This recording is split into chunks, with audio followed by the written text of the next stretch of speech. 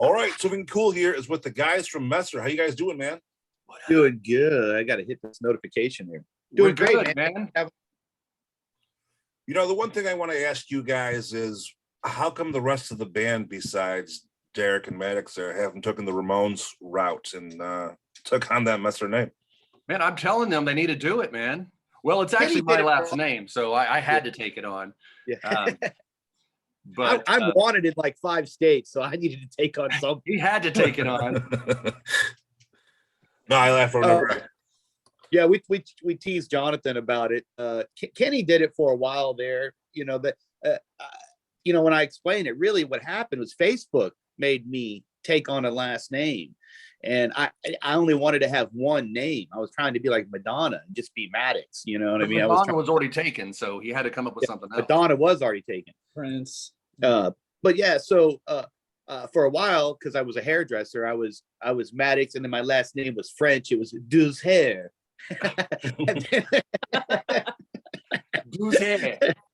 Douze Hair. Douze Hair. But then I changed it to Maddox Douze Bass, and then when the band kind of started taking off, it said it didn't like my fake name, so it made me take a real name, and I was to be Maddox from band Messer, and then it just, now it's what it is.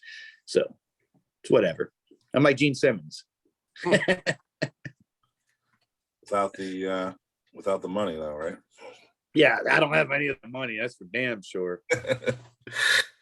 It's it. Gene Simmons that's marketing genius right there, man. You guys need to take on more shit. He knew at an early age, man, that was the thing to do, to create all the toys and all the merchandise. That's where the money was. Yeah, do that a little bit. I mean, we have like, I don't know, 60 or 70 different Messer SKU items, you know what I mean? So I kind of stole that page from him for sure. Maybe action figures next. We'll see. You guys sound bags of air and saying it's air guitar strings. Yeah. There you go. That's a great profitable thing on Amazon. There you go. I'll probably sell my fingernail clippings or something, maybe, huh? Sandwich. That was my favorite Kiss item to see, man. I went and checked them out. I think that was the last show I seen before the pandemic took over. They were selling fucking air guitar strings. It was just a bag of air and it said Kiss at the top. Dude, I bet he sold some too. Oh, for sure. It's just a package. You know what I'm saying? Genius. Someone bought it.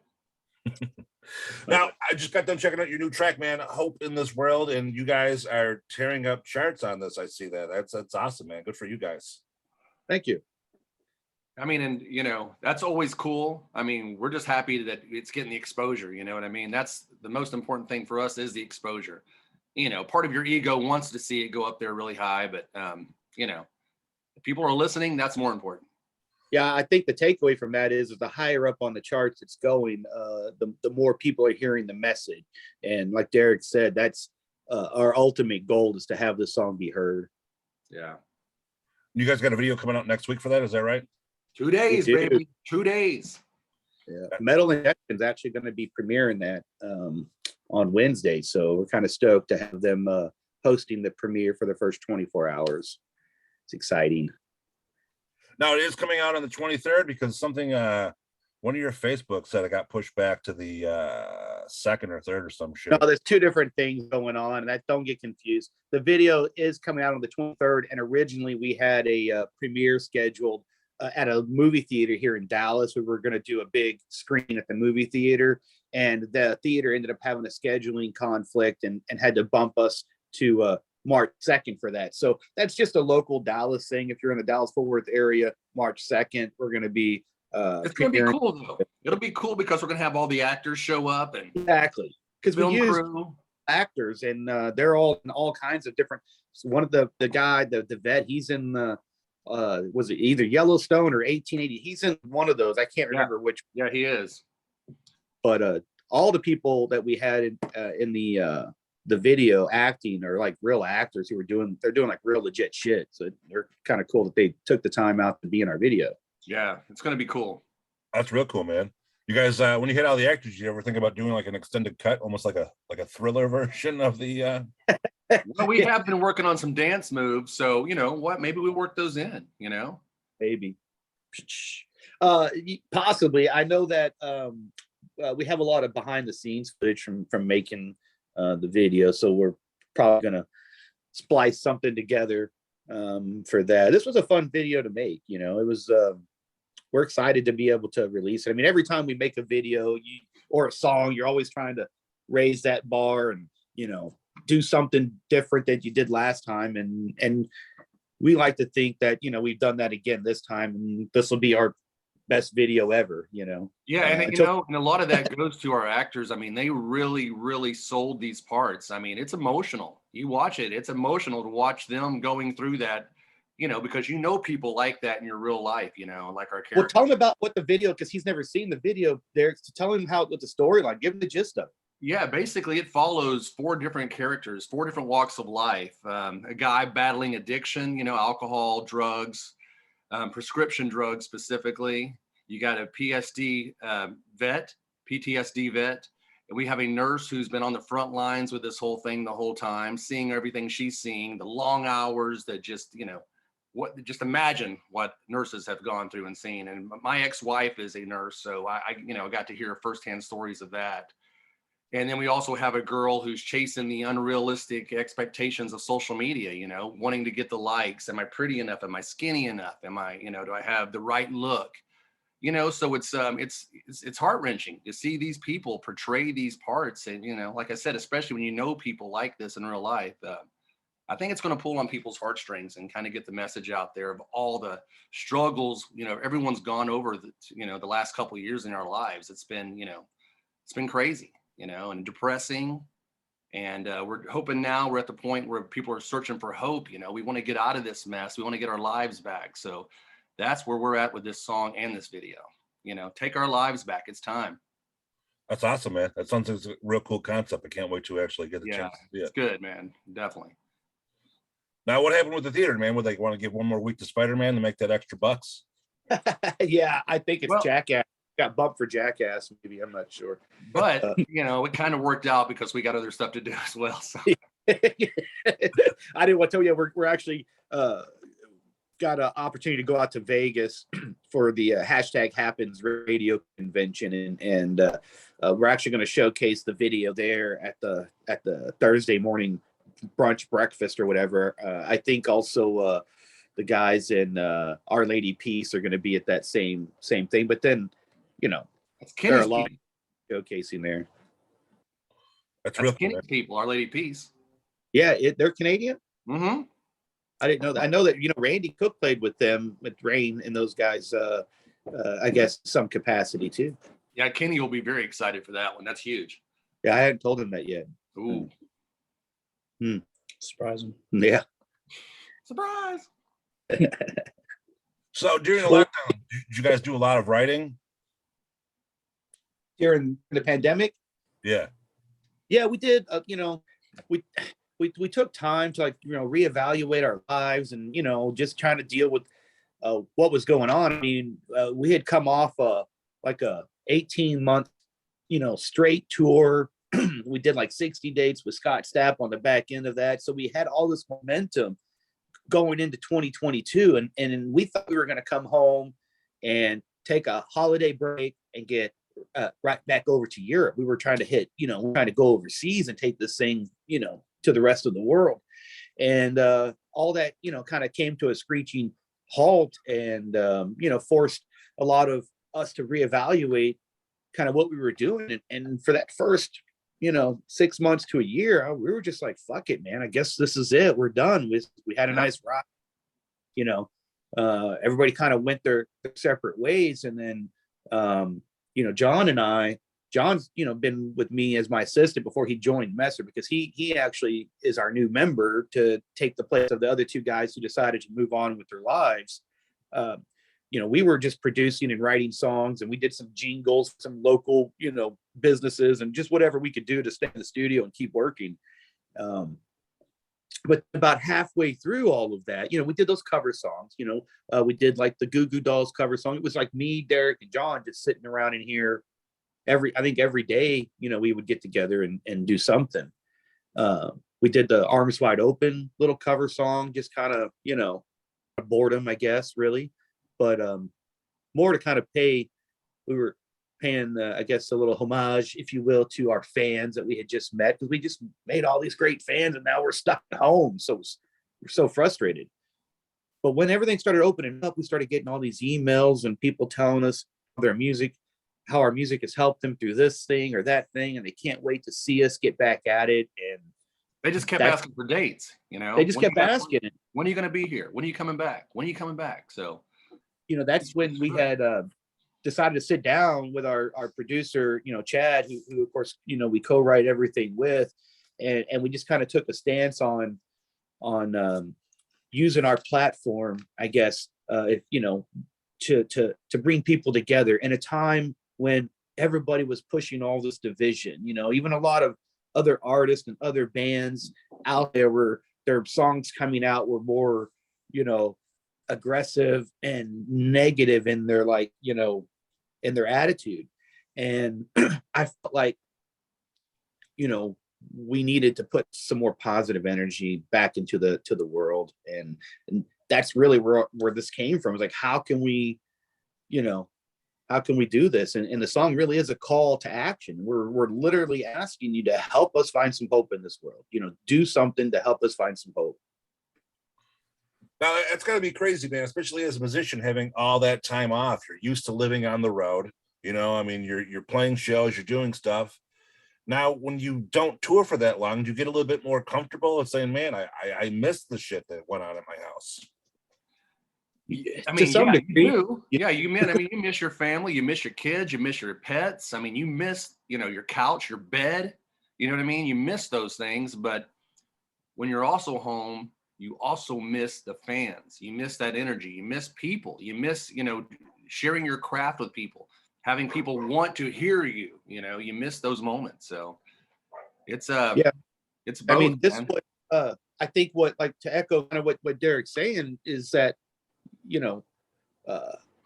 we do, it's a passion project. No one does music like this, for the money, we're doing it because we love the exchange of energy that we get. And it is like a drug, when you get on stage, you're like, we're feeding off of each other, and it is like a drug.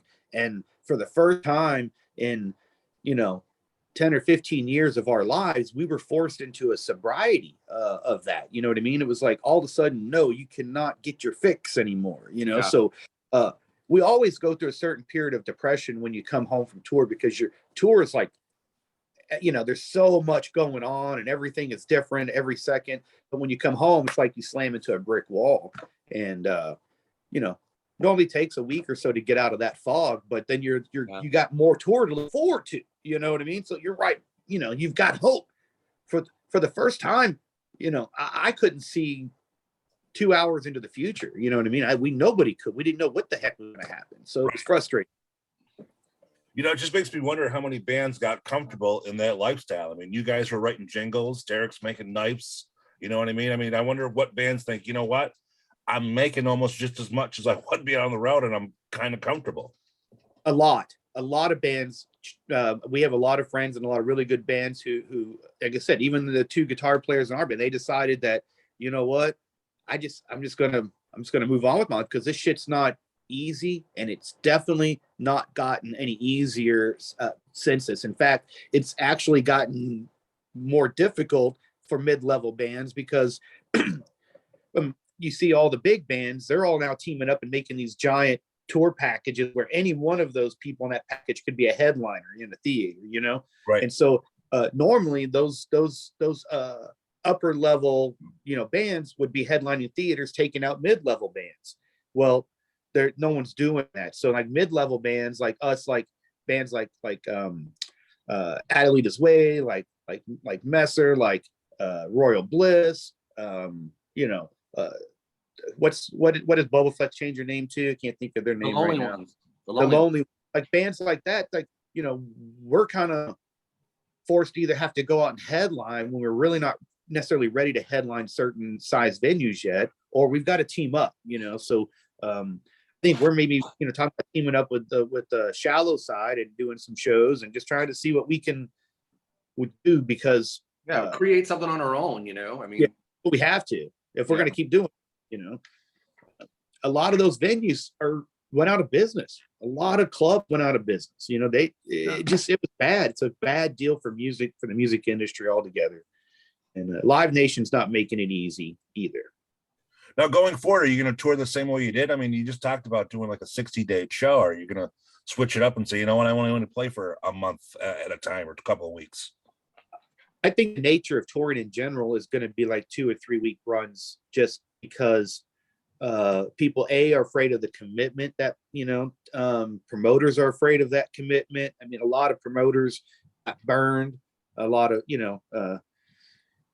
they have deposits. I mean, if you've ever been in that side of I'm a partner in a music venue here, so I see all sides of it. It's like you're putting up hundreds of thousands of dollars on deposits for tours and packages 6 months in advance, and it's like, if it gets canceled because of a COVID related issue, it was a really bad deal for everybody, and nobody wins on it. But oftentimes the promoters out a lot of money too. So it's going to be different.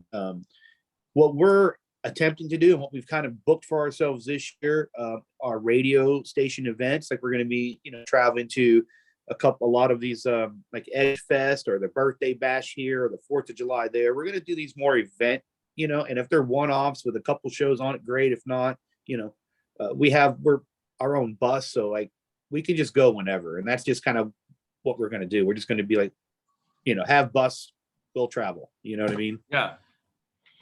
Well, it's got to be difficult making routing too. I mean, every place is different. Like I said, I'm in New York, and every county has a different mandate rule. I mean, some you got to be vaxxed to get in the venue. Some you got to wear a mask still. I mean, And we're going to avoid that. We're going to avoid that mess and just try to play states, that don't have mandates, where people can be free and, go to a show if they want to go to the show. Yeah, definitely. I could definitely see that, because you never know. You don't want to play a place where, half the people can't go to something like that. I mean, I know a lot of big bands are passing over my area because of all the mandates that are going through there. And it's, Sure. it's a pain in the ass, man, for sure. It's got to be crazy for you guys as well, just trying to figure out, say, hey, I love playing here. I know this is a big market, but fuck, if I can't have half the people, what's the point? Yeah. Yeah. I mean, that's it. It's it. It's what it boils down to. And I really feel that, a lot of these mandates are going to be behind us, but, I'm curious to see, I don't know. You don't know what summer's going to bring, but I tell you this, everywhere that we've been in the last couple of weeks or months, every city we've been to, people are ready to get their lives back. People are tired of this shit. And it all stops when we decide we've had enough. I think turn off your TVs, turn on the music, man. Yeah, for sure.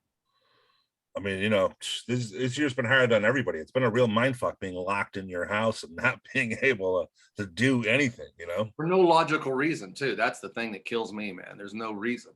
Mm-hmm. They want us to believe that people are dropping dead on the streets, and it's just not the case, man. Now, did you guys get COVID? Any of you guys? I did. I got it. Yeah. And I lost my taste and smell for a couple of weeks. No other real symptoms. So, yeah, same. John and I both kind of had it at the same time because we worked this close together every single day. And I think we stayed home one day and then we just came back to work at the studio because it was just the two of us. I had no problems. But I mean, everybody's got different issues. I think the one thing I remind people, I'm a big advocate of just taking vitamins and trying to be healthy. I think that message for some reason wasn't one that was widely circulated. Like why are we not doing more to be healthier as a human race or as Americans? I totally believe it's a mindset thing. I mean, I remember being so afraid of like, oh my God, what if you get COVID? You're going to die. You're going to get this. I mean, I had it. I was sick for a couple of days and it was just like, I didn't even really know. I just thought it might've been a infection. You know what I mean? I have to admit the fear slipped into my brain for like 1 minute. You know what I mean? It's like, because they put it in you like, when does the breathing, when do I go to the hospital? I mean, all of that shit. And I think a lot of people were easily manipulated by that mindset. And just with the power of, it's all, I don't want to say it's all in your head, but it's all in your head. You know what I mean? Like you can will yourself to an illness. If you just keep thinking you're sick, your body's going to eventually be sick. And if you surrender, you know what I mean? For Right. sure. It's but I'm just like, I'm not gonna let this beat me. If anything, I was like the rebel in me. It's like, oh, fuck this COVID. I want to fucking immune system the fuck out of this shit. You know what I mean? So that was more, that's just the rebel streak in me. You know what I mean? I'll show this COVID, you know? Now, with you guys playing shows, man, how have the fans been? I mean, like I said, I haven't been to a show in 2 years. I mean, dude, like old days, up in the front, sweating on each other, holding each other up, high-fiving each other, bodies slamming with each other, whatever it takes. I mean, to get we're shaking hands and hugging. You know what I mean? Like, we're not doing anything different than I was doing before any of this stuff. We're doing the same stuff, getting hot and sweaty and in your face. And like, we had some great shows in Florida, some great crowds. Like I said, people are hungry for this. They've missed it, and they don't realize they've missed it until they're there and they're in it. And they're like, oh my God, what is this feeling I'm feeling? You know what I mean? Feel that relief, that relief of energy, they're like, oh, it's like they just ran a race. So now, are you noticing more fans are actually caught up in the show? I mean, before I can remember people sitting there watching it through their fucking cell phones the whole time through. Are they actually? Man, you'll always get that. I mean, unfortunately, that's the world we live in. I guess people want to, capture that moment so they can show their friends, hey, I was there. You missed this. This is the time I'm having. You should be where I'm at. That's free promotion. Really staring at their phone, which they could be doing at home as well. So, we're happy to have them in the venue. So we take it either way. But yeah, it'd be cool if more people were in the moment. But everybody wants their memory. Everybody wants their memory. I imagine it's hard, to our light show, just from a fan perspective, our light show is pretty cool. And so it's like people want to film that, so yeah. People are always going to be filming. I don't let it bother me. If somebody like to bring the camera to my face, I'll play right to that camera. You know what I mean? I don't care. Right. I mean, what the fuck? It's, have, whatever, how many friends they have taking a look at it the next day. Might as well say, hey, you can pick up a fan that way. Cool. I mean, it is what it is. But we do notice the ones that really do get emotional over a specific song, the ones that are really, really touched, they're not watching the show through their phone. They're watching the show. He's right about that. Remember that guy at Piper's that was just laid back, just like he was bass playing every note the whole time. He was so into it. Never had a phone out, not even one time, just and caught up in it. It's great. The one benefit is that these phones these days are getting better and better. I mean, I remember people would put up a 3-minute block of shit where it was just like, are you sure you're even at a concert? What is Dude, it? I know. And these days it's like, it's like watching it there, but still. Yeah, for sure. Now going forward, what's next for you guys? What's video next release? Video release. 2 days. Releasing our new video. Going to Vegas, and then I think shortly after that we're doing the Steel Horse Rally in Fort Smith, Arkansas. We're going to be headlining that. We're going to be playing up in Idaho, going back to Sturgis. Just trying to get out and get as many shows in this summer as possible. And try to work on some new material in between there. I mean, we decided really not to do like a full album project as part of our I guess our business model, if you will, just because we put so much energy and effort into every song, and it's unfortunate that just because a song's not presented or fed to the masses, sometimes they don't ever hear them. And there are like, some great songs on our album that, haven't really got the spotlight that they might have gotten. So I think for us moving forward, just kind of dropping a single or 2 or 3 a year. And then maybe down the road, compiling them for a physical. Or a live, a live album maybe, or, whatever. Yeah. But I think like a whole album is those days are behind us for sure. You know, I actually like that concept because I mean, when you're only doing singles, you got to make sure that's like the best possible song that you can put out, you know. And that's what we do. We feel like any song on our first debut album could have been a single. Any one of those songs could stand on their own and, you know, be, you know, I think a hit song.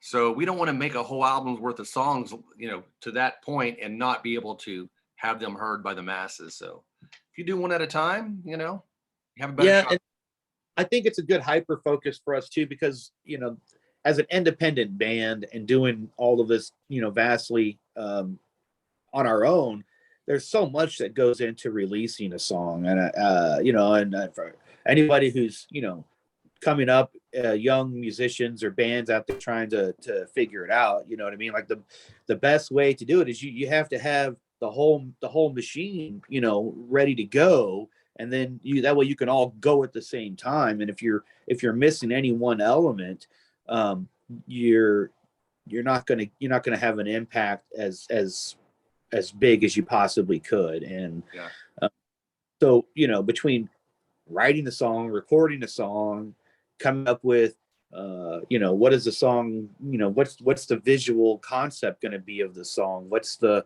video going to be, what's the aesthetic, there's so much to it. And then doing all of that, getting all the assets together for social media, and I mean, literally it's like it's us doing all this stuff, you know what I mean? So it's a lot of work and energy and effort. And so it takes time. And I think to do it right with the level of quality and standards that we have, they come as they come. This is how we're going to release music and how we're going to put it out there to the universe, so that it has its best chance to live. You know what I mean? These are like babies, you know what I mean? Like we're giving birth to a child, to the world. Once it's in the universe, it lives forever on the internet.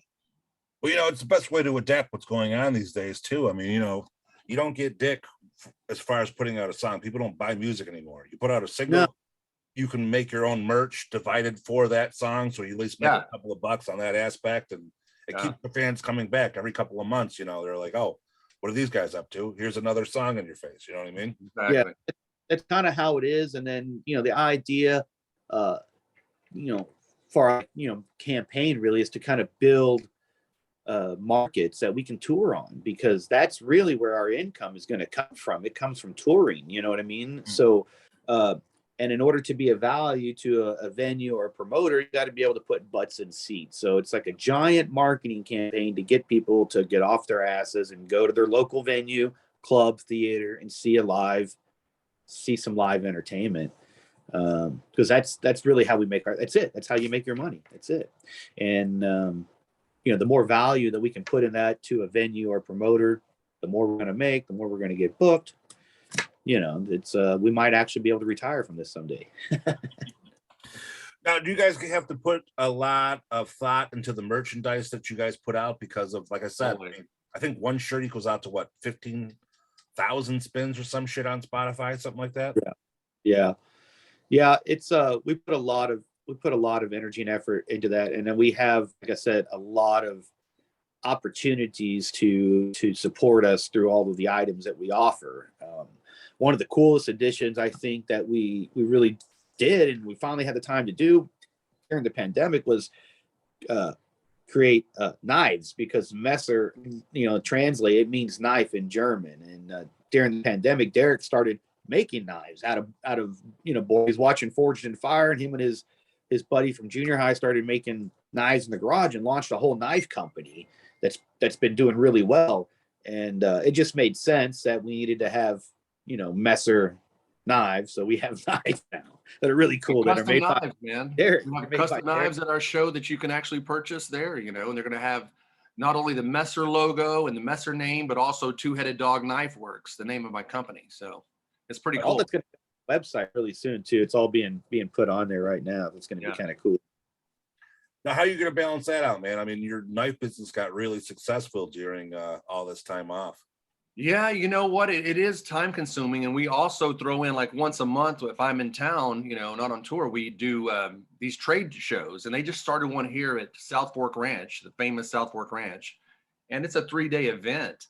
But I realized that all these people that are coming there, majority of them are rock and roll fans. You know what I mean? So when they find out, hey, I'm a musician, they're like more eager to talk and they're into it and they're very much into knives. So it just seems like a marriage made in heaven. So it's another thing that we're working on for the future as well, is maybe a Messer Fest, a little celebration of knives and knife making and the rock and roll world.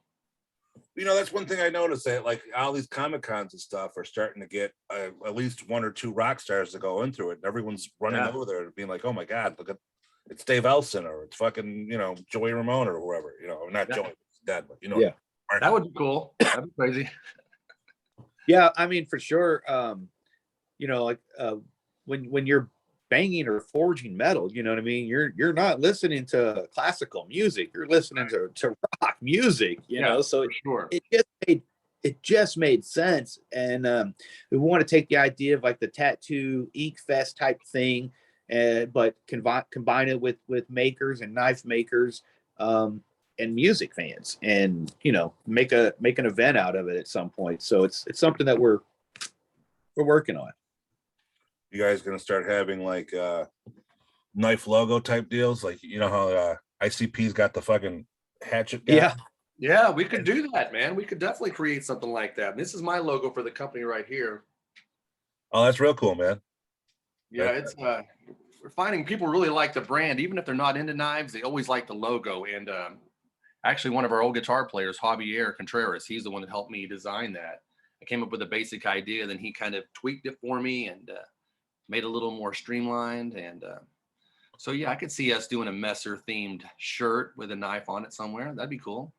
Super cool. Yeah, I haven't done that yet. I actually thought about that the other day, that we should like come up with a shirt that just features, our name in or around a knife of some sort. So maybe it be the music that cuts to the soul that we used to always say, you know what I mean? Maybe that phrase on there somewhere. We'll work on it. That might be cool. Now I see you guys are real big into social media. You guys even have your own app, is that right? That is correct. We do. We did that during the pandemic. Pull that up and show you guys. You got the app already? I've got it, baby, right there. Boom. Get the Messer app right there.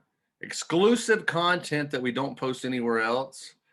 And it's going to have this logo right there, our little yellow logo, our little yellow M. So you can't miss it. Google That's where you got or your Apple store. Going to be uploaded there, right? That's where all the sex tapes are. All those tapes will be there. Okay. But no, we put exclusive stuff on there. That's the best way to keep up with the pan on me too much. Now, are you guys going to tie into the metaverse bullshit with the? Man, right now it's a hard no for me right now. I struggle with that because I know as an entrepreneur, my mind goes to all possibilities of how we could exist, infinitely in the metaverse, and because we've always pictured or always imagined our band as our songs and our messages are bigger than the pieces of it. You know what I mean? So like, if there's ever an opportunity for this band and this to continue, beyond our physical existence or our ability to physically perform with just new members, if you will, but still delivering the same brand of music, I would like that opportunity. And the metaverse, kind of affords you the same opportunity as a band like Slipknot, who's wearing masks, who can just insert new people and put the mask on, and then there you go again, or Ghost for that matter. You know what I mean? There's a certain advantage that I see for longevity beyond, my desire to want to go out on the road or whatever. You know what I mean? So, so my head goes to all those places, but then I'm like, man, I barely have time for this fucking life, let alone another, Second life. Second life. Second life. I know Snoop Dogg just jumped in. Yeah, I mean, he's Snoop Dogg obviously just bought Death Row Records, and he's going to be the first. He wants to be in the metaverse. Yeah, be the first record label in the metaverse and sign artists in the metaverse, and I see all that. I see, that as a people, I see the attraction to it for sure. But and maybe this is the old man in me. I'm going to try to, keep those kids off my lawn and tell people to slow the fuck down and just stay in the real world, man. Well, maybe you could go be a bitter old man in the metaverse. Go be that guy in there. Just called everyone lame. Yeah, Get my lawn. he goggles. You know, Second- it's crazy now us having a discussion about, the metaverse and things like that. I mean, you got to think 20 years ago, there was classic rock bands 30 years ago saying, I don't want to get this fucking Twitter or this Facebook bullshit. I don't, I want to be handing out flyers and shit still. You know what I mean? Now they're on TikTok. Kenny, our drummer, he's not on here with us, but we used to talk about, because he was always like the guy in his band, and I was always the guy in my band as a kid. But I remember, making flyers. My dad was self-employed. We had a copy machine. I was like the only, to have your own copy machine in your house was like, and we were fortunate that I had like a early Macintosh computer, so I had access to like, stuff to make physical flyers, and I would talk about our different techniques for how we would make flyers, and we both had the same idea at some point in our lives where we found transparencies, and we would make things that we needed to stay on the transparency. And remember, you would photocopy it, cut out a part, and tape it down, and then photocopy that part, and then white out the line from the cutout part, Photoshop, and then photocopy that again. So it's like we had all these techniques down to make our little band flyers that now it's beep up up up beep on the little Photoshop, and bada boom bada bang. Right. Bob. Yeah, man, those were the days. I missed the day standing outside of a waiting for concert tickets overnight. You know what I mean? Like, At the old, did you guys have Sound Warehouse? Do you remember? Did you ever have Sound Warehouse up there? That was like where you'd go to get your Ticketmaster, had a little outlet in there, but that was like where you'd go to get your music. Yeah, it was the music store down we had here. a media play here. Media play was Yeah. the thing. But yeah, for sure. I can remember. What are you doing tonight, man? I go, dude, I'm gonna go in the parking lot and wait in line all night. Tickets go on sale tomorrow at 10, dude. You remember the smell of all the cellophane of a record store with some CDs and tapes, that had that smell of all that cellophane. As soon as you walk in, you're like, you're or Yeah, dude. I miss. It's sad. Kids gonna miss out on so much. It was so much fun going into there and just discovering new music, buying shit just based on what the cover looked like to you. You're like, you know what? Yeah. Rock section. I think this might be cool. Let me check it out. Now you tell Alexa to fucking play you a song, and it's gonna pop up whatever you want to hear these days. Yeah, they got it too easy, man. They got it too easy. We were talking about the kids driving today, distracted with their phones, versus us driving back in the day, flipping through our CD books, trying to get the CD, steering with our knee, and It's crazy. I had a talk with my son about a month or two ago. He didn't even know that you had to buy music. He goes, "What do you mean you had to go to the store and buy a CD or whatever?" I said, "Shit wasn't free back then, man. You can't just." Good old days, man. The good old days. Yeah, so it was crazy. Price, man. So did you tell this dude not to talk the entire interview or what? Yeah, we don't let him talk. He hasn't had enough coffee yet. I'm talking. I am almost done my first cup. This makes a difference. This is all the difference between me talking a lot and not at all. Gotcha, man. I'm just fucking with you. I told you sit there and look pretty. Don't say a word. Good job. Yeah, he's a wild man on stage. So like, I'm excited for our. I'm harnessing. He's I'm harnessing harnessing right now.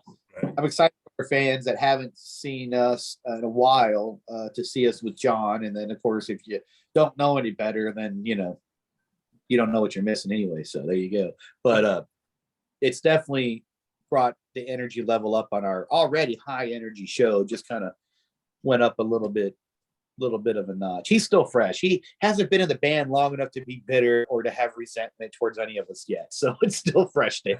Give it another year. Right. Now, people are watching this. They want to follow up. They want to check out the video. They want to hopefully get some tickets to see you guys at a show or even check out your video premiere. Where do they go? Just the app or The number one messerband.com. website, Facebook, we're everywhere at Messer Band. But of course, the app is where that's the portal. That's where all the good is. So Yeah. Cool. All right, guys, it's been a pleasure speaking with you. I love that new track. I can't wait to hear what's next. And just talking about that video, man, I'm getting excited. I'm gonna talk to your publicist and get an early view of that shit, man. Do it, man. Do it. You'll love it. Let us know what you think, buddy. All right, definitely. Yeah. All right, yeah, guys, if you guys, man, give us a reaction on that thing. We'd love to hear it. definitely, Yeah. man. All right, guys, take care of yourself. See you, Bye, man. buddy. Thank you. Later.